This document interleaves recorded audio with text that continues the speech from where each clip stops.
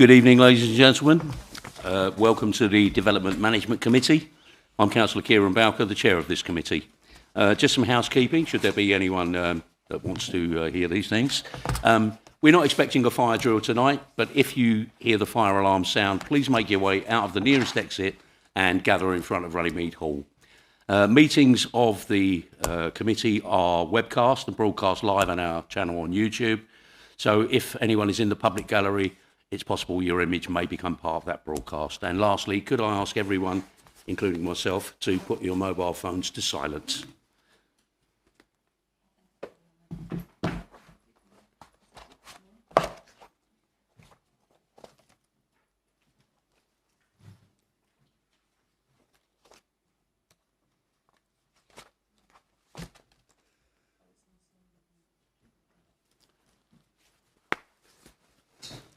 May I ask the Development Management Committee members present who are seated in the chamber in front of me to introduce themselves, stating your name only, starting on my left.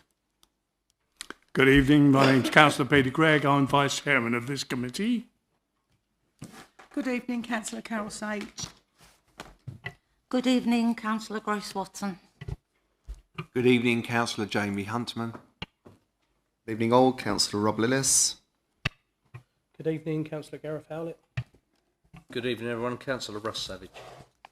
Good evening, Councillor Matt Cortez. Good evening, Councillor Diana Jones. Thank you. May I ask the officers present to introduce himself, again, starting on my left. Good evening, everyone. Ian Butts, Director of Place and Communities. Good evening, Mitchell Kitts, Planning Manager. Good evening, James Whitby, Planning Officer. Good evening, Stephen Garner, Assistant Director for Development Services. Good evening, Sonia Worthington, Democratic Services Manager. Good evening, David Bland, the Legal Advisor to the committee. There are no other members present, as I can see, so the first item on the agenda is apologies for absence. Are there any apologies? There are none, Chair. Everyone's present. Thank you. Item 2 is members' interests. Are there any interests to declare, members? Councillor Sage. Councillor Stephen Sage actually sent his apologies tonight for not being here. Are there any other interests, members? No? Item 3 is minutes. Are the minutes for the Development Management Committee held on the 25th of June 2024 agreed?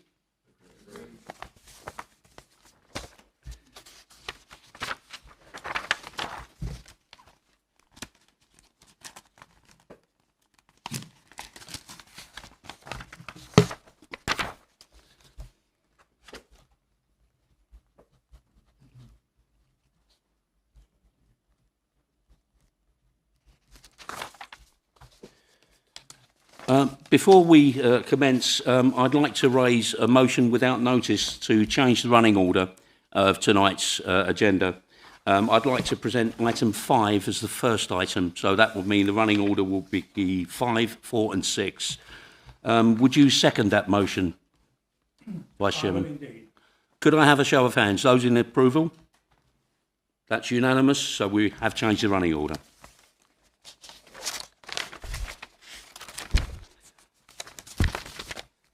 Item 5, which is the first item, as agreed, is land to the rear of 39 to 49 Benderloch, Canvey Island.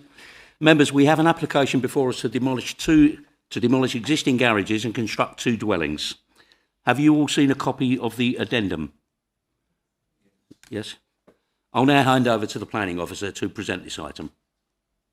Thank you. This application is presented to the committee tonight as it is a council-owned application. It seeks the erection of 2 affordable homes which will be used to house people on the council's housing register. The proposal would make appropriate use of underutilised brownfield land within an area accessible and designated for residential development within the current local plan. The site is private council-owned land hosting 24 garages and areas of hard standing. It is enclosed by existing residential development with 2 clear points of access. These points of access can be identified here, which is a vehicular. Sorry about this. There we go. This can be identified here as a vehicular and pedestrian access between 43 and 45 Benderloch. There is also a pedestrian access to the site to the southwest of the site. Currently, 5 of the 24 garages are rented out. Were the application to be accepted tonight, the occupants of the renters of these garages would be offered alternative storage solutions, and it is believed that none of these garages are currently used to store vehicles. The proposal would create two 3-bedroom, 5-person, 2-storey dwellings of design that is taken into account surrounding existing forms of development. The dwellings would be finished externally in a mixture of buff face brickwork and vertical rock panel cladding with grey concrete plain tiles for the roof. Each dwelling would host a kitchen, water closet and open plan living dining room on the ground floor with 2 double bedrooms and a single bedroom and bathroom on the first floor. There are no design conflicts with any planning policy or guidance which cannot be overcome by the way of planning conditions. Each dwelling would be provided with 2 vehicular parking facilities in line with the requirements of the Essex parking standards, with each dwelling also hosting 1 EV charging facility. Both dwellings are also provided with a shed in its rear garden, which can be utilised to provide cycle storage and waste storage. The proposal is shown to promote sustainability, as we can see they implement heat pumps and solar thermal heating, along with the previously mentioned EV charging facilities. While the proposal would result in the loss of the pedestrian access to the site to the southwest, this was raised with the agent and they have made it clear that no existing houses will lose their rear access. If we look down here towards the south of the site, they have actually retained a pathway that has currently 2 accesses to existing rear gardens. The proposal complies with flood risk policy. However, we have yet to receive any hydrostatic or hydrodynamic information.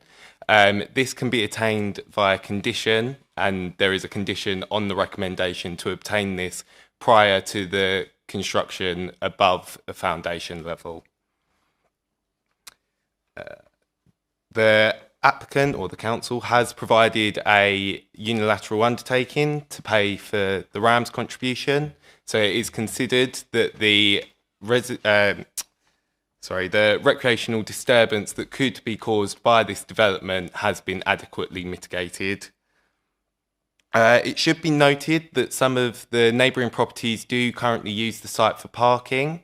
However, they have no legal right for this. It is private land owned by the council and they have access to this from courtesy of the council to date. It is not considered that preserving 1,018 square metres of land to provide minimum parking is an effective use of the land, especially considering the council's large housing requirement. Overall, the benefits of providing 2 well-designed, sustainable, affordable homes to the housing supply outweighs any adverse impact the proposal could have. I pass back to the Chair. Thank you very much. We have one public speaker for this item. Miss Winter, could you take your place at the microphone? Just to say you have 3 minutes in which to make a statement. If you get near to the end of that, I'll ask you to sum up briefly. Thank you very much. Right. Firstly, I'd like to start by saying that all residents of Benderloch have not been notified of this planning application, which most probably explains the low attendance tonight. Traffic parking in the evenings in Benderloch is insufficient, There are times when vehicles, which include large vans, that park on the grass verge as you turn into the corner of Benderloch because there is nowhere to park. My daughter parks outside my house when she can, and has had a refuse truck hit her car because there was not enough room for the van to manoeuvre around the corner due to people parking on the corner. It's absolutely ridiculous. If you go there now, you can quite clearly see it is full of cars, up and down both sides of the road, parking on the verge. You've got the flats as you come into Benderloch, you've got the houses opposite, you've got the first 4 houses as you come in, and there's only one driveway onto their front garden. Where are they all supposed to park? When you do away with the 5 bays round the back and the 4 or 5 that's in the road opposite, where are them 9 or 10 cars supposed to park? You're not allowing for that. There's just not enough room. People park their vehicles on the corner opposite my house and along the road leading to the garages. When you remove these garages and erect 2 houses, there will be even fewer places for existing residents to park.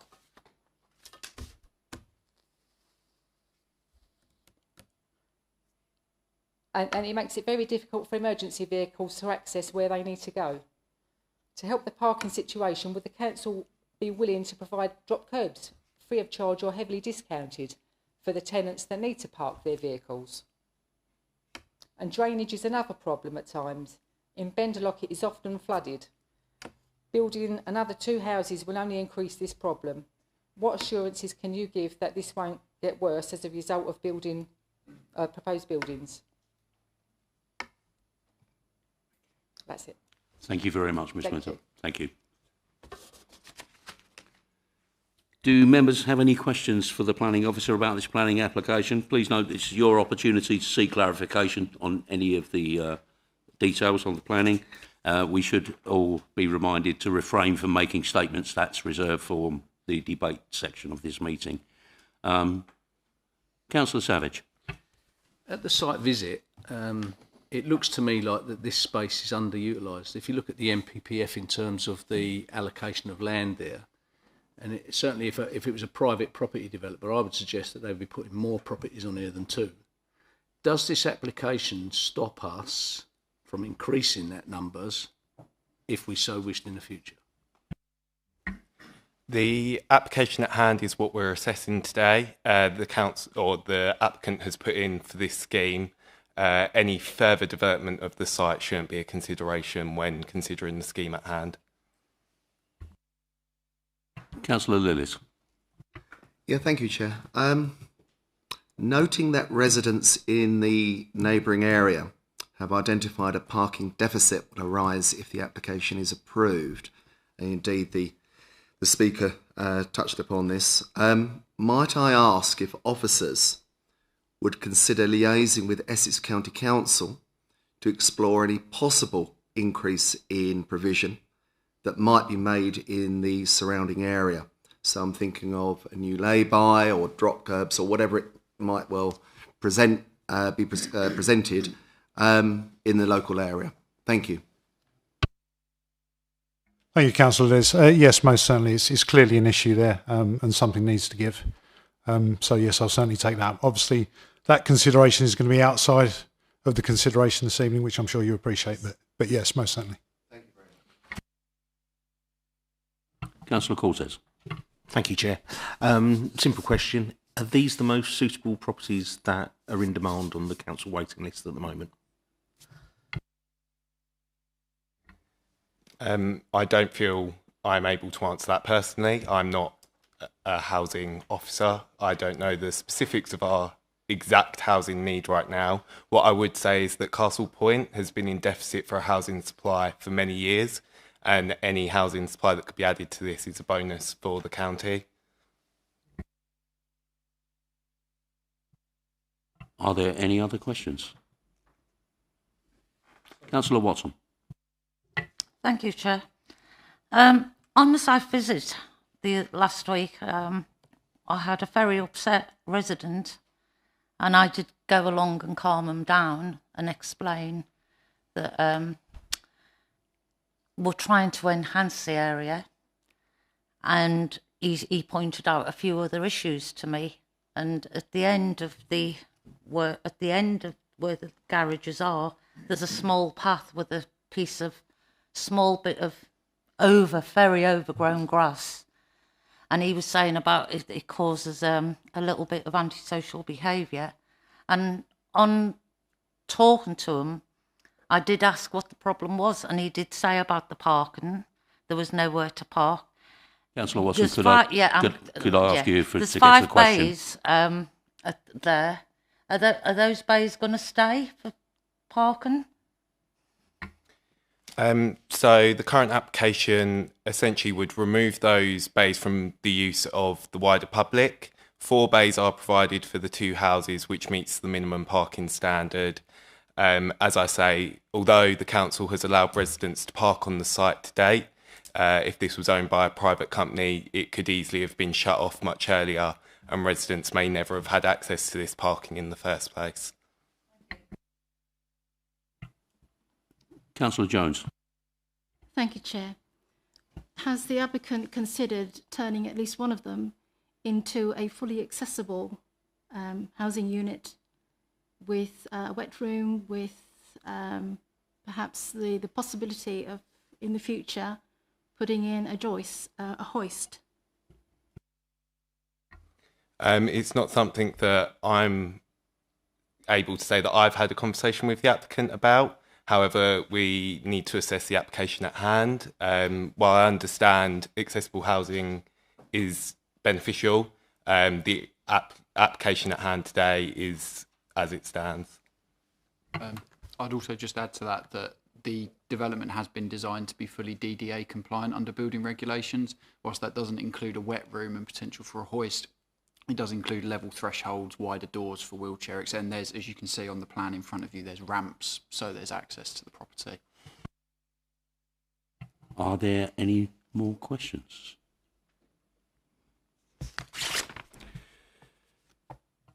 Members, the Planning Officer's recommendation is that planning permission be approved, subject to the planning conditions and informative set out in Appendix 1 of the report. For the purposes of debate, I move the recommendation. Councillor Gregg, as Vice Chairman, will you second this motion? I second this motion. Members, just please note that I will ask you to speak only once to a maximum of around 4 minutes. Thank you very much. Who would like to speak first?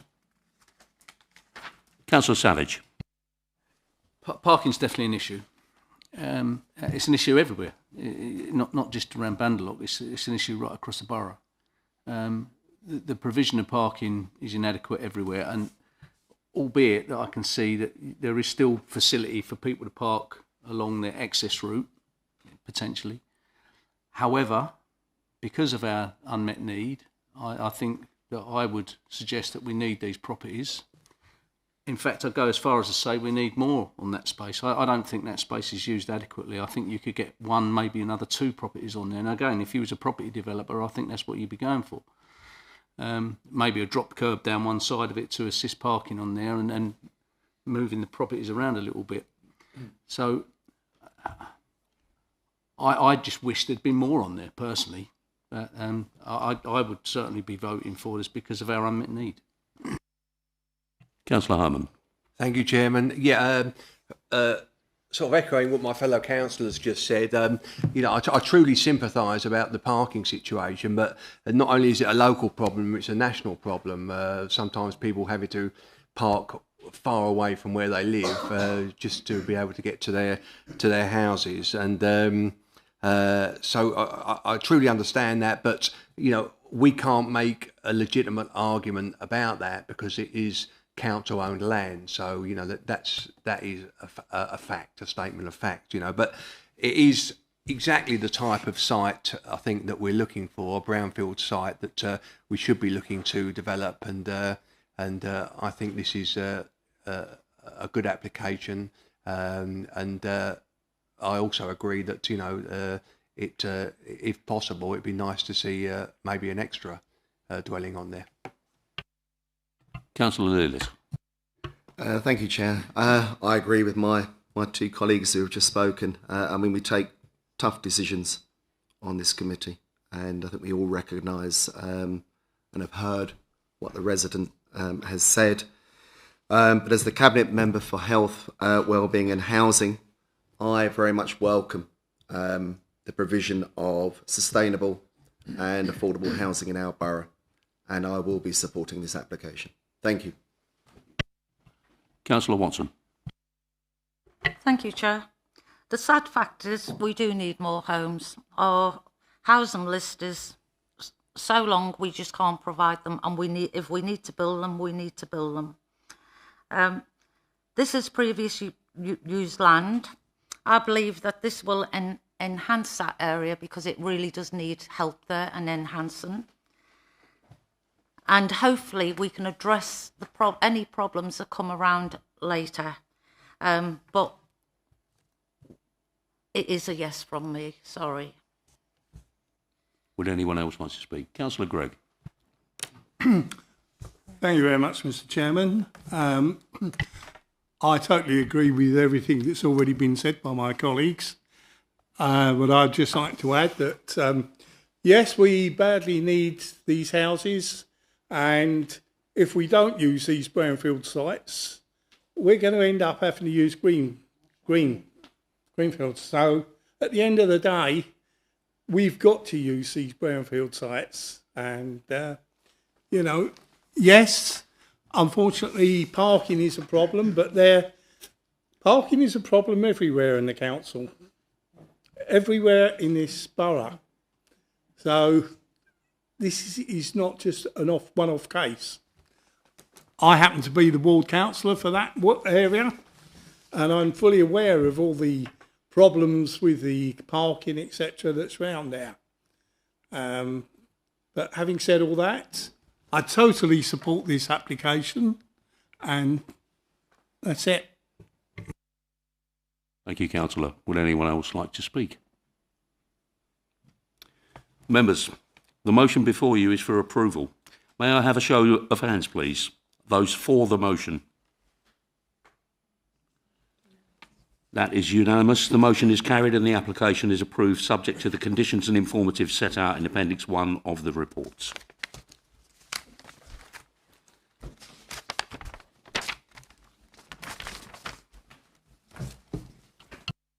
Just to say, if you wanted to stay for the rest of the meeting, you can, or if you wanted to leave, this would be an opportune moment to do so. Thank you very much.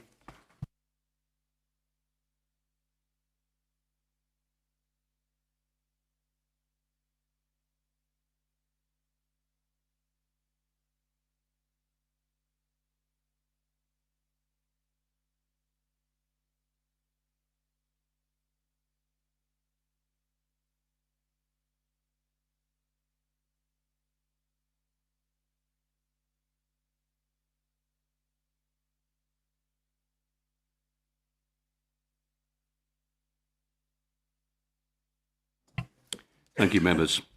The second item, which was item 4 on the original agenda, as we've agreed to move it around on the schedule, is 327 to 331 London Road, Hadleigh. We have an application before us to demolish an existing building and to construct a building containing 14 flats with a commercial unit on the ground floor. I'll ask the planning officer to present this item. Thank you. Thank you very much, Chairman. So this application at 327 to 331 London Road in Hadleigh is being presented to the committee this evening because it's a major application, and as per the council scheme of delegation, all major applications shall be presented for full consideration. So the application site itself is located on the northern side of London Road, just to the east of Hadleigh Island, and as you can see, just slightly further east of Oak Road North. The site is currently occupied by a commercial premises at ground floor level with a flat above, and the site is currently allocated as part of the Hadleigh Town Centre shopping area, and as I say, is occupied by that commercial use at ground floor level. Permission is sought to demolish the existing building and construct a building with a commercial premises at ground floor with 14 flats above. So I'll quickly run you through the plans. You can see here, this is the existing footprint of the building on the left here, and on the right you've got the proposed footprint. Vehicular access to the site is via the rear, and this shares an access with Oak Lodge to the north and other buildings around there.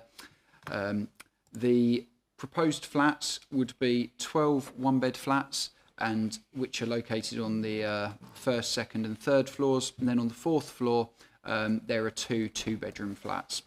The ground floor level, you've got the commercial premises with bin store. You've got the bin store for the residential use, bike store for the residential use, and then at the rear you have a series of parking spaces in a parking stacker system for the flats with one space per flat.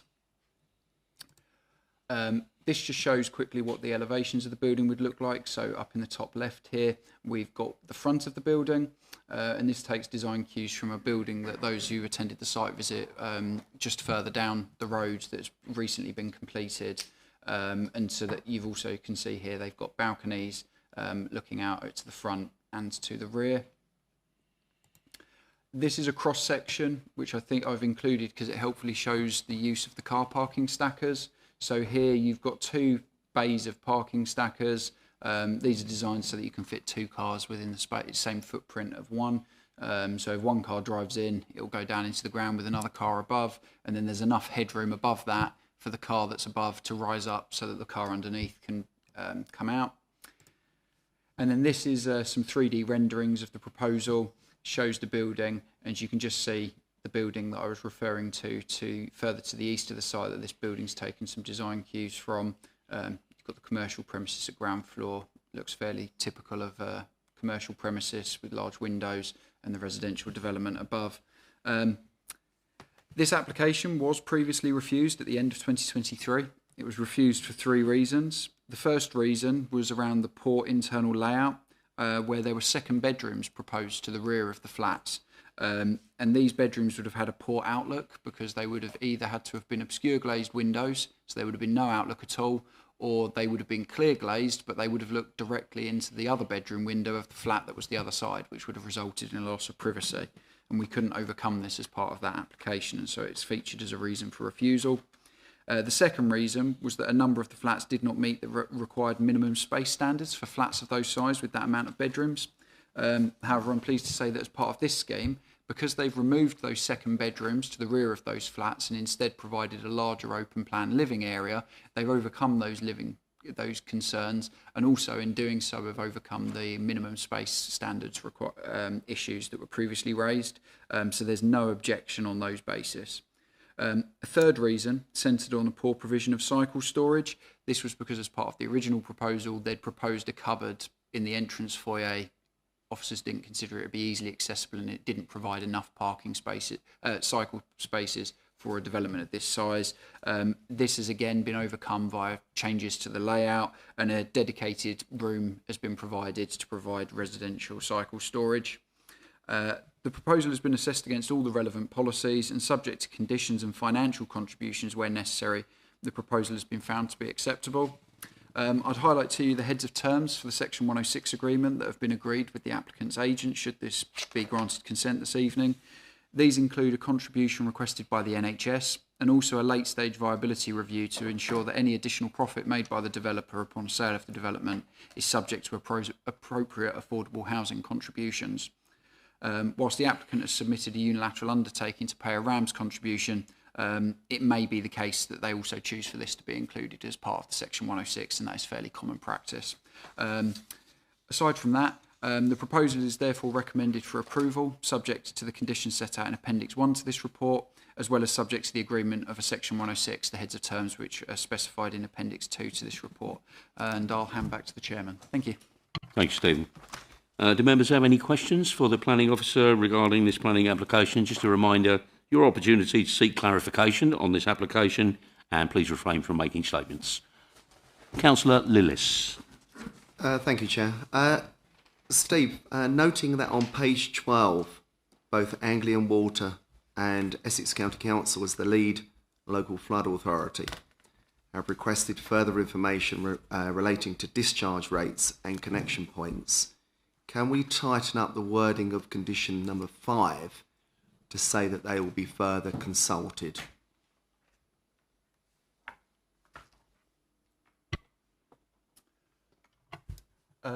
So it would be our normal practice to consult with the lead local flood authority and Anglian Water in a discharge of any SUDS conditions in any case, because we're not drainage experts. We would consult with them anyway. If you don't mind, I'll just confer with my colleague.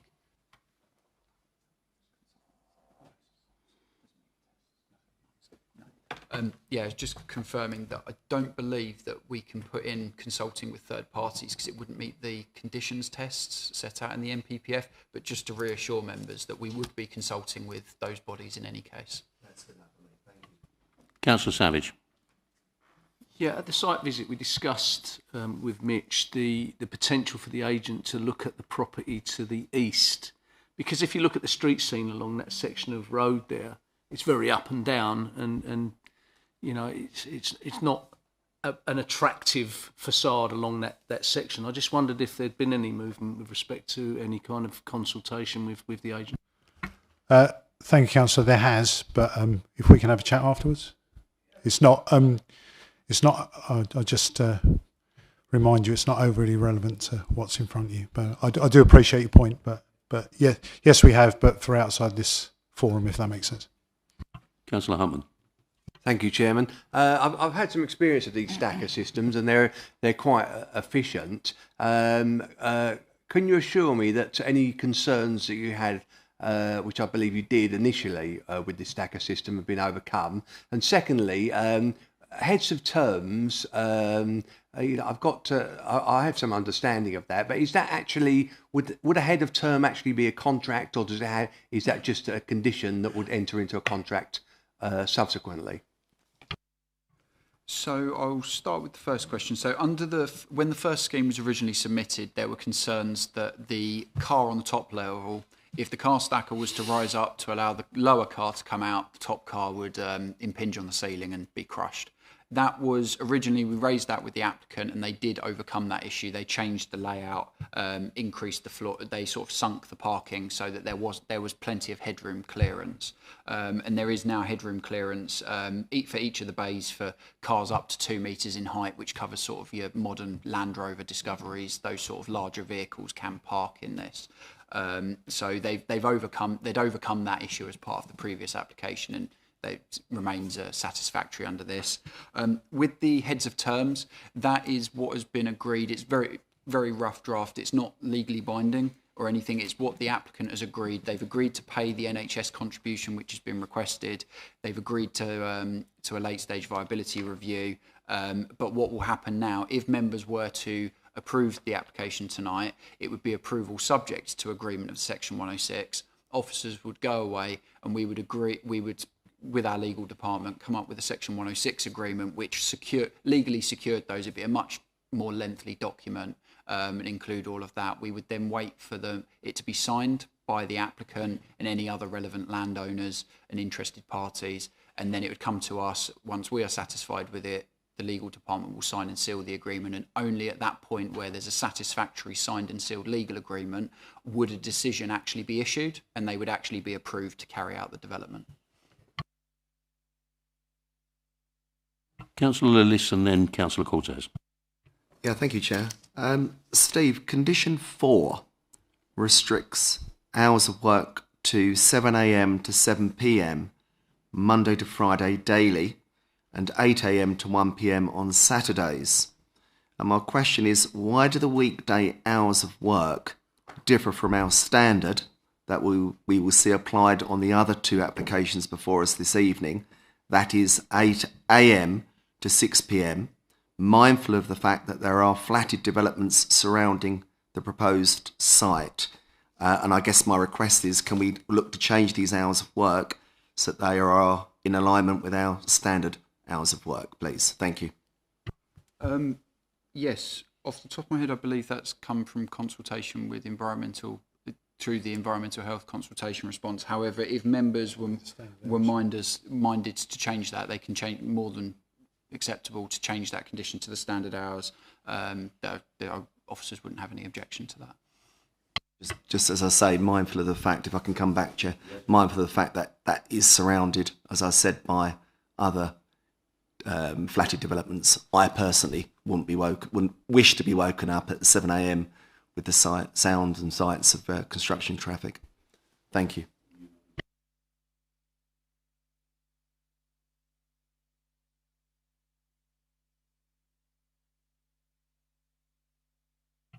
If we want to raise that as an amendment, we're going to need to vote on it. So I'm going to propose that we vote for the regular hours, for want of a better term, which I believe are 8 till 6.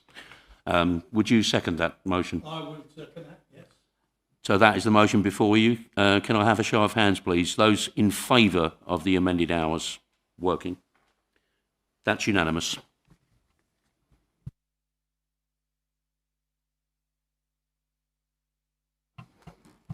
Thank you, Chair. Couple of questions about the parking. Is there any provision for electric vehicles? And secondly, does the stacking system allow someone that had a motorbike to put their bike on there securely? So one of the conditions, I will just find it, secures the provision of a scheme for electric vehicle charging points. So they'd have to submit details of electric vehicle charging points prior to occupation. So it's condition 15 requires that prior to occupation they need to submit a scheme and the council will need to approve that, and then it will need to be implemented prior to occupation. I've not personally had any experience of parking stackers or using them with motorcycles. However, my understanding from looking at the drawings and diagrams of them is that they either have a sort of like a track either side for wheels to go on, or they could be either one single sort of like one span. I don't know whether they're sort of designed for motorcycles or not. Are there any other questions?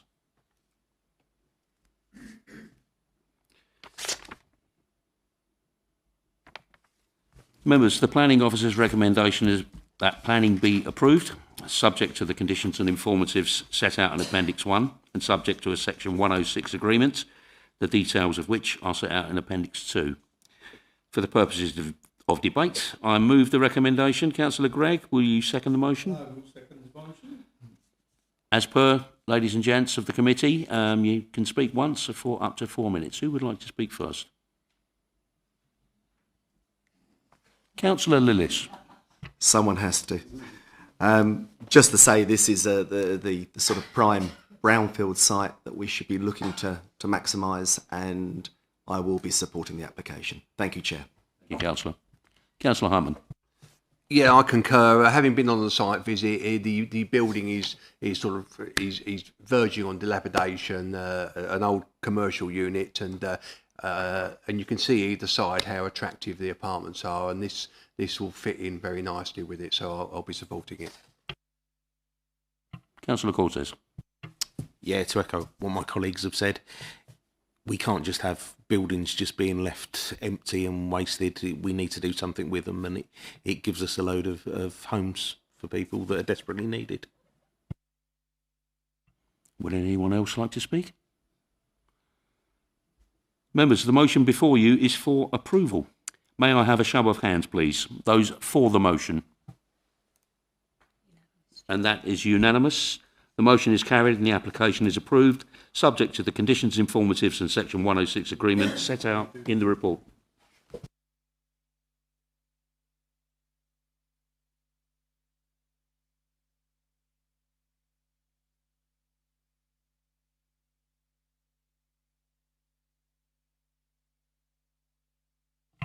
Item 6 is 64 Western Road, Hadleigh, St Michael's Ward.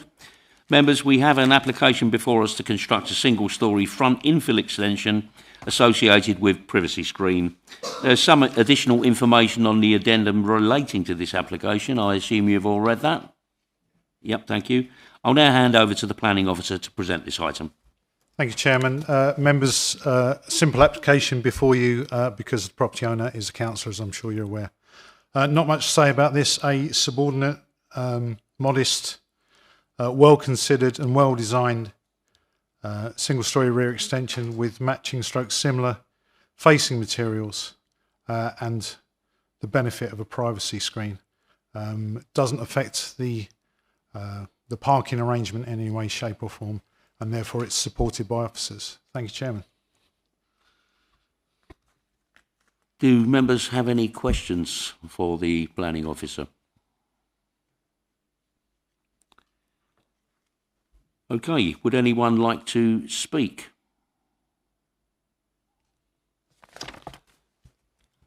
The motion before you is for approval.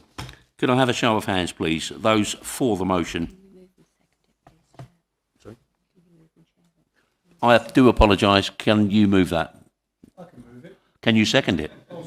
Can you third it? Can we have that show of hands again? I believe that was unanimous. Yes, that is unanimous. Thank you very much indeed.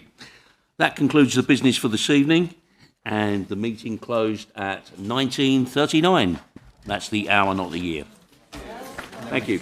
Ian just wants to keep